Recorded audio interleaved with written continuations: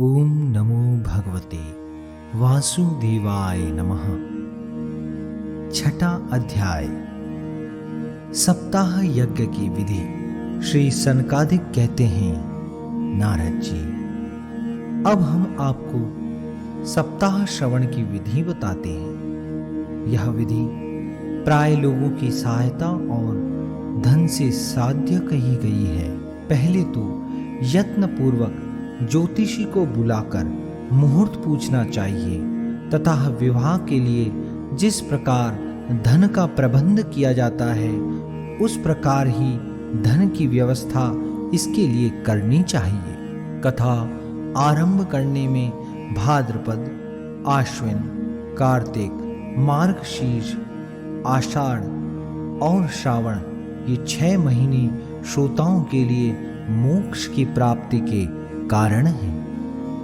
इन महीनों में भी भद्रा, व्यतिपात आदि कुयोगों को सर्वथा त्याग देना चाहिए तथा दूसरे लोग जो उत्साही हों उन्हें अपना सहायक बना लेना चाहिए। फिर प्रयत्न करके देश देशांतरों में यह संवाद भेजना चाहिए कि यहाँ कथा होगी, सब लोगों को सब परिवार पधारना चाहिए। स्त्री और शूद्रादि भागवत कथा एवं संकीर्तन से दूर पड़ गए हैं, उनको भी सूचना हो जाए ऐसा प्रबंध करना चाहिए। देश देश में जो विरक्त, वैष्णव और हरि कीर्तन के प्रेमी हों उनके पास निमंत्रण पत्र अवश्य भेजें। उसे लिखने की विधि इस प्रकार बताई गई है। महानुभाव, यहाँ 7 दिनों तक सत्पुरुषों का बड़ा दुर्लभ समागम रहेगा और अपूर्व रसमयी श्रीमद्भागवत की कथा होगी। आप लोग भगवद् रस के रसिक हैं, अतः श्री भागवतामृत का पान करने के लिए प्रेम पूर्वक शीघ्र ही पधारने की कृपा करें। यदि आपको विशेष अवकाश न हो तो भी 1 दिन के लिए तो अवश्य ही कृपा करनी चाहिए, क्योंकि यहाँ का तो एक क्षण भी अत्यंत दुर्लभ है। इस प्रकार विनय पूर्वक उन्हें निमंत्रित करें और जो लोग आएं उनके लिए यथोचित निवास स्थान का प्रबंध करें। कथा का श्रवण किसी तीर्थ में, वन में अथवा अपने घर पर भी अच्छा माना गया है। जहाँ लंबा चौड़ा मैदान हो वहीं कथा स्थल रखना चाहिए। भूमि का शोधन, मार्जन और लेपन करके रंग बिरंगी धातुओं से चौक पूरे घर की सारी सामग्री उठाकर एक कोने में रख दें। 5 दिन पहले से ही यत्न पूर्वक बहुत से बिछाने के वस्त्र एकत्र कर लें तथा केले के खंभों से सुशोभित एक ऊंचा मंडप तैयार कराएं। उसे सब ओर फल, पुष्प, पत्र और चंदों से अलंकृत करें तथा चारों ओर झंडियां लगाकर तरह तरह के सामानों से सजा दें। उस मंडप में कुछ ऊंचाई पर 7 विशाल लोगों की कल्पना करें और उनमें विरक्त ब्राह्मणों को बुलाकर बैठाएं। आगे की ओर उनके लिए वहां यथोचित आसन तैयार रखें। इनके पीछे वक्ता के लिए भी एक दिव्य सिंहासन का प्रबंध करें। यदि वक्ता का मुख उत्तर की ओर रहे तो श्रोता पूर्वाभिमुख होकर बैठें और यदि वक्ता पूर्वाभिमुख रहे तो श्रोता को उत्तर की ओर मुख करके बैठना चाहिए, अथवा वक्ता और श्रोता को पूर्व मुख होकर बैठना चाहिए। देश काल आदि को जानने वाले महानुभावों ने श्रोता के लिए ऐसा ही नियम बताया है। जो वेद शास्त्र की स्पष्ट व्याख्या करने में समर्थ हो, तरह तरह के दृष्टांत दे सकता हो तथा विवेकी और अत्यंत निष्प्रह हो, ऐसे विरक्त और विष्णु भक्त ब्राह्मणों को वक्ता बनाना चाहिए। श्रीमद् भागवत के प्रवचन में ऐसे लोगों को नियुक्त नहीं करना चाहिए जो पंडित होने पर भी अनेक धर्मों के चक्कर में पड़े हुए स्त्री लंपट एवं पाखंड के प्रचारक हों। वक्ता के पास ही उसकी सहायता के लिए एक वैसा ही विद्वान और स्थापित करना चाहिए, वह भी सब प्रकार के संशयों की निवृत्ति करने में समर्थ और लोगों को समझाने में कुशल हो। कथा प्रारंभ के दिन से एक दिन पूर्व व्रत ग्रहण करने के लिए वक्ताओं को क्षौर करा लेना चाहिए तथा अरुणोदय के समय शौच से निवृत्त होकर अच्छी तरह स्नान करें और संध्या आदि अपने नित्य कर्मों को संक्षेप से समाप्त करके कथा के विघ्नों की निवृत्ति के लिए गणेश जी का पूजन करें। तदंतर पितृगण का तर्पण कर पूर्व पापों की शुद्धि के लिए प्रायश्चित करें और एक मंडल बनाकर उसमें श्री हरि को स्थापित करें। फिर भगवान श्री कृष्ण को लक्ष्य करके मंत्रोच्चारण पूर्वक क्रमशः षोडशोपचार विधि से पूजन करें और उसके पश्चात प्रदक्षिणा तथा नमस्कार आदि कर इस प्रकार स्तुति करें। करुणा निधान, मैं संसार सागर में डूबा हुआ और बड़ा दीन हूँ। कर्मों के मोह रूपी ग्रह ने मुझे पकड़ रखा है। आप इस संसार सागर से मेरा उद्धार कीजिए। इसके पश्चात धूप, दीप आदि सामग्रियों से श्रीमद् भागवत की बड़े उत्साह और प्रीतिपूर्वक विधि विधान से पूजा करें। फिर पुस्तक के आगे नारियल रखकर नमस्कार करें और प्रसन्न चित्त से इस प्रकार स्तुति करें। श्रीमद् भागवत के रूप में आप साक्षात श्री कृष्णचंद्र ही विराजमान हैं। नाथ, मैंने भवसागर से छुटकारा पाने के लिए आपकी शरण ली है। मेरा यह मनोरथ आप बिना किसी विघ्न बाधा के संगोपांग पूरा करें। केशव, मैं आपका दास हूँ। इस प्रकार दीन वचन कहकर फिर वक्ता का पूजन करें, उसे सुंदर वस्त्राभूषणों से विभूषित करें और फिर पूजा के पश्चात उसकी इस प्रकार स्तुति करें। सुख स्वरूप भगवान, आप समझाने की कला में कुशल और सब शास्त्रों में पारंगत हैं। कृपया इस कथा को प्रकाशित करके मेरा अज्ञान दूर करें। फिर अपने कल्याण के लिए प्रसन्नतापूर्वक उसके सामने नियम ग्रहण करें और 7 दिनों तक यथाशक्ति उसका पालन करें। कथा में विघ्न न हो, इसके लिए 5 ब्राह्मणों को और वर्ण करें। वे द्वादक्षर मंत्र द्वारा भगवान के नामों का जप करें। फिर ब्राह्मण अन्य विष्णु भक्त एवं कीर्तन करने वालों को नमस्कार करके उनकी पूजा करें और उनकी आज्ञा पाकर स्वयं भी आसन पर बैठ जाएं। जो पुरुष लोग, संपत्ति, धन, घर और पुत्रादि की चिंता छोड़कर शुद्ध चित्त से केवल कथा में ही ध्यान रखता है, उसे इसके श्रवण का उत्तम फल मिलता है। बुद्धिमान वक्ता को चाहिए कि सूर्योदय से कथा आरंभ करके 3:30 पहर तक मध्यम स्वर से अच्छी तरह कथा बाँचे। दोपहर के समय 2 घड़ी तक कथा बंद रखे। उस समय कथा के प्रसंग के अनुसार वैष्णवों को भगवान के गुणों का कीर्तन करना चाहिए। व्यर्थ बातें नहीं करनी चाहिए। कथा के समय मल मूत्र के वेग को काबू में रखने के लिए अल्पाहार सुखकारी होता है। इसलिए श्रोता केवल एक ही समय हविष्यन्न भोजन न करें।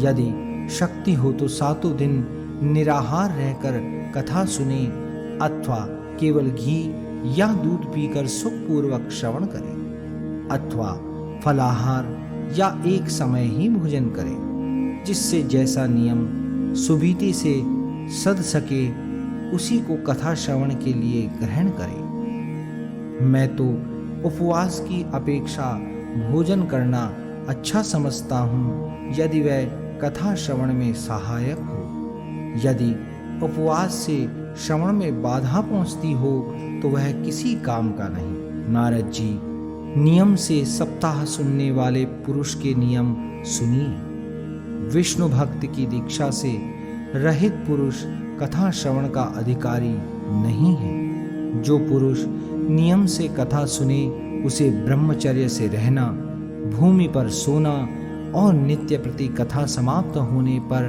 पत्तल में भोजन करना चाहिए। दाल, मधु, तेल, गरिष्ठ अन्न, भाव दूषित पदार्थ और बासी अन्न, इनका उसे सर्वदा ही त्याग करना चाहिए। काम, क्रोध, मद, मान, मत्सर, लोभ, दंभ, मोह और द्वेष को तो अपने पास भी नहीं फटकने देना चाहिए। वह वेद, वैष्णव, ब्राह्मण, गुरु, गोसेवक तथा स्त्री, राजा और महापुरुषों की निंदा से भी बचे। नियम से कथा सुनने वाले पुरुष को रजस्वला स्त्री, अंत्यज, म्लेच्छ, पतित, गायत्रीहीन द्विज, ब्राह्मणों से द्वेष करने वाले तथा वेदों को न मानने वाले पुरुषों से बात नहीं करनी चाहिए। सर्वदा सत्य, शौच, दया, मौन, सरलता, विनय और उदारता का बर्ताव करना चाहिए। धनहीन, क्षय रोगी, किसी अन्य रोग से पीड़ित, भाग्यहीन, पापी, पुत्रहीन और मुमुक्षु भी यह कथा श्रवण करें। जिस स्त्री का रजोदर्शन रुक गया हो, जिसके एक ही संतान होकर रह गई हो, जो बांझ हो, जिसकी संतान होकर मर जाती हो अथवा जिसका गर्भ गिर जाता हो, वह यत्न पूर्वक इस कथा को सुने।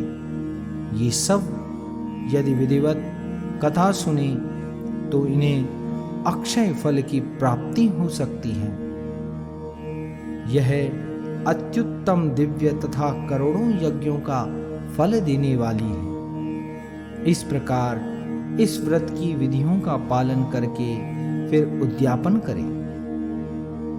जिन्हें इसके विशेष फल की इच्छा हो वे जन्माष्टमी व्रत के समान ही इसका कथा व्रत का उद्यापन करें। किंतु जो भगवान के अकिंचन भक्त हैं उनके लिए उद्यापन का कोई आग्रह नहीं है। वे श्रवण से ही पवित्र हैं, क्योंकि वे तो निष्काम भगवत भक्त हैं। इस प्रकार जब सप्ताह यज्ञ समाप्त हो जाए तब श्रोताओं को अत्यंत भक्ति पूर्वक पुस्तक और वक्ता की पूजा करनी चाहिए। फिर वक्ता श्रोताओं को प्रसाद, तुलसी और प्रसादी मालाएं दे तथा सब लोग मृदंग और झांझ की मनोहर ध्वनि से सुंदर कीर्तन करें। जय जयकार, नमस्कार, शंख ध्वनि का घोष कराएं तथा ब्राह्मण और याचकों को धन और अन्न दें। श्रोता विरक्त हो तो कर्म की शांति के लिए दूसरे दिन गीता पाठ करें। गृहस्थ हो तो हवन करें। उस हवन में दशम स्कंद का एक एक श्लोक पढ़कर विधि पूर्वक खीर, मधु, धृत, तिल और अन्नादि सामग्रियों से आहुति दें अथवा एकाग्र चित्त से गायत्री मंत्र द्वारा हवन करें, क्योंकि तत्वतः यह महापुराण गायत्री स्वरूप ही है। होम करने की शक्ति न हो तो उसका फल प्राप्त करने के लिए ब्राह्मणों को हवन सामग्री दान करें तथा नाना प्रकार की त्रुटियों को दूर करने के लिए और विधि में फिर जो न्यूनाधिकता रह गई हो उसके दोषों की शांति के लिए विष्णु सहस्त्र नाम का पाठ करें। उससे सभी कर्म सफल हो जाते हैं, क्योंकि कोई भी कर्म इससे बढ़कर नहीं है। फिर 12 ब्राह्मणों को खीर और मधु आदि उत्तम उत्तम पदार्थ खिलाएं तथा व्रत की पूर्ति के लिए गौ और सुवर्ण का दान करें। सामर्थ्य हो तो 3 तोले सोने का एक सिंहासन बनवाएं। उस पर सुंदर अक्षरों में लिखी हुई श्रीमद् भागवत की पोथी रखकर उसकी आवाहन आदि विविध उपचारों से पूजा करें और फिर जितेंद्रिय आचार्य को उसका वस्त्र, आभूषण एवं गंधादि से पूजन कर दक्षिणा के सहित समर्पण कर दें। यूं करने से वह बुद्धिमान दाता जन्म मरण के बंधनों से मुक्त हो जाता है। यह सप्ताह पारायण की विधि सब पापों की निवृत्ति करने वाली है। इसका इस प्रकार ठीक ठीक पालन करने से यह मंगलमय भगवत पुराण अभीष्ट फल प्रदान करता है तथा अर्थ, धर्म, काम और मोक्ष चारों की प्राप्ति का साधन हो जाता है। इसमें संदेह नहीं। सनकादि कहते हैं, नारद जी, इस प्रकार तुम्हें ये सप्ताह श्रवण की विधि हमने पूरी सुना दी। अब और क्या सुनना चाहते हो? इस श्रीमद् भागवत से भोग और मोक्ष दोनों ही हाथ लग जाते हैं। सूत जी कहते हैं, शौनक जी, यूं कहकर महामुनि सनकादिक ने 1 सप्ताह तक विधि पूर्वक इस सर्व पाप नाशिनी, परम पवित्र तथा भोग और मोक्ष प्रदान करने वाली भागवत कथा का प्रवचन किया। सब प्राणियों ने नियम पूर्वक इसे श्रवण किया। इसके पश्चात उन्होंने विधि पूर्वक भगवान पुरुषोत्तम की स्तुति की। कथा के अंत में ज्ञान, वैराग्य और भक्ति को बड़ी पुष्टि मिली और वे तीनों एकदम तरुण होकर सब जीवों का चित्त अपनी ओर आकर्षित करने लगे। अपना मनोरथ पूरा होने से नारद जी को भी बड़ी प्रसन्नता हुई। उनके सारे शरीर में रोमांच हो आया और वे परमानंद से पूर्ण हो गए। इस प्रकार कथा श्रवण कर भगवान के प्यारे नारद जी हाथ जोड़कर प्रेम गदगद वाणी से सनकादि से कहने लगे। नारद जी ने कहा, मैं धन्य हूँ, आप लोगों ने करुणा करके मुझे बड़ा ही अनुग्रहित किया है। आज मुझे सर्व पापहारी भगवान श्री हरि की ही प्राप्ति हो गई। तपोधनों, मैं श्रीमद् भागवत श्रवण को ही सब धर्मों से श्रेष्ठ मानता हूँ, क्योंकि इसके श्रवण से वैकुंठ गोलोक विहारी श्री कृष्ण की प्राप्ति होती है। सूत जी कहते हैं, शौनक जी, वैष्णव श्रेष्ठ नारद जी यूं कह ही रहे थे कि वहां घूमते फिरते योगेश्वर सुखदेव जी आ गए। कथा समाप्त होते ही व्यास नंदन श्री सुखदेव जी वहां पधारे। 16 वर्ष की सी आयु आत्मलाभ से पूर्ण ज्ञान रूपी महासागर का संवर्धन करने के लिए चंद्रमा के समान वे प्रेम से धीरे धीरे श्रीमद् भागवत का पाठ कर रहे थे। परम तेजस्वी सुखदेव जी को देखकर सारे सभासद झटपट खड़े हो गए और उन्हें एक ऊंचे आसन पर बैठाया। फिर देवर्षि नारद जी ने उनका प्रेम पूर्वक पूजन किया।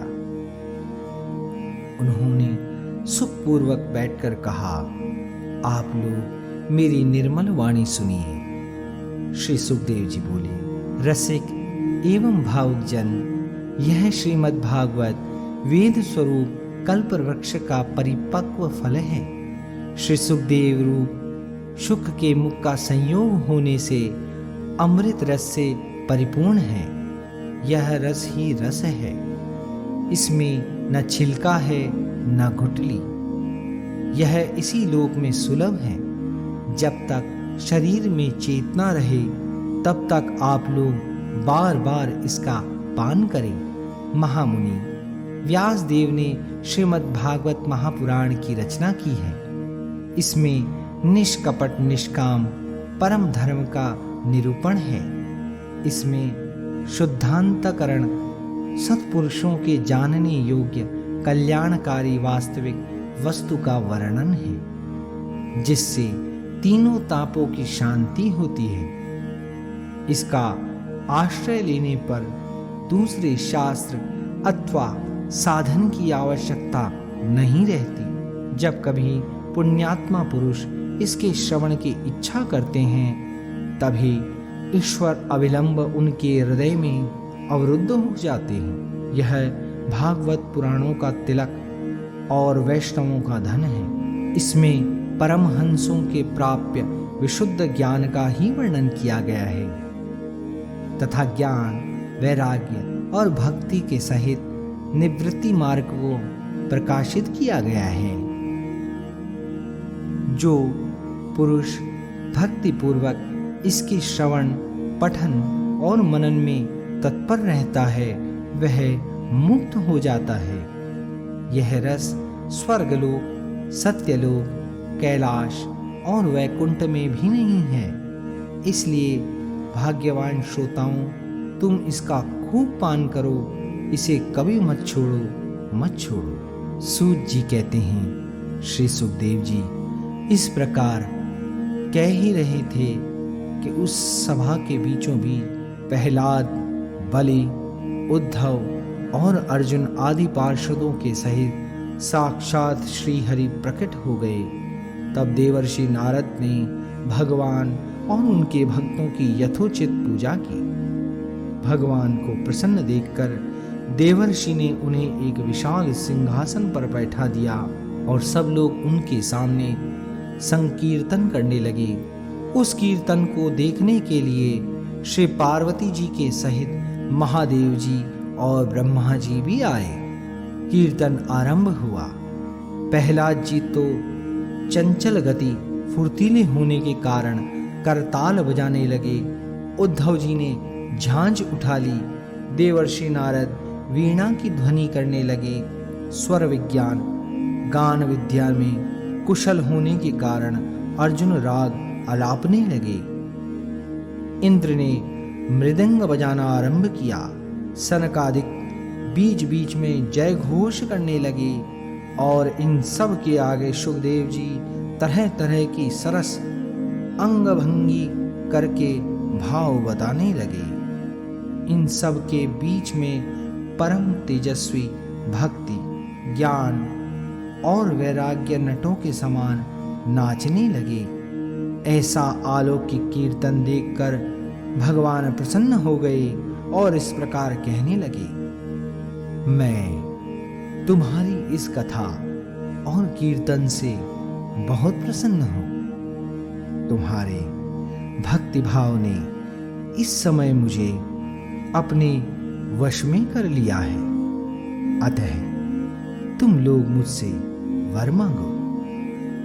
भगवान के ये वचन सुनकर सब लोग बड़े प्रसन्न हुए और प्रेमाद्र चित्त से भगवान से कहने लगे, भगवान, हमारी यह अभिलाषा है कि भविष्य में भी जहाँ कहीं सप्ताह कथा हो वहाँ आप इन पार्षदों के सहित अवश्य पधारें।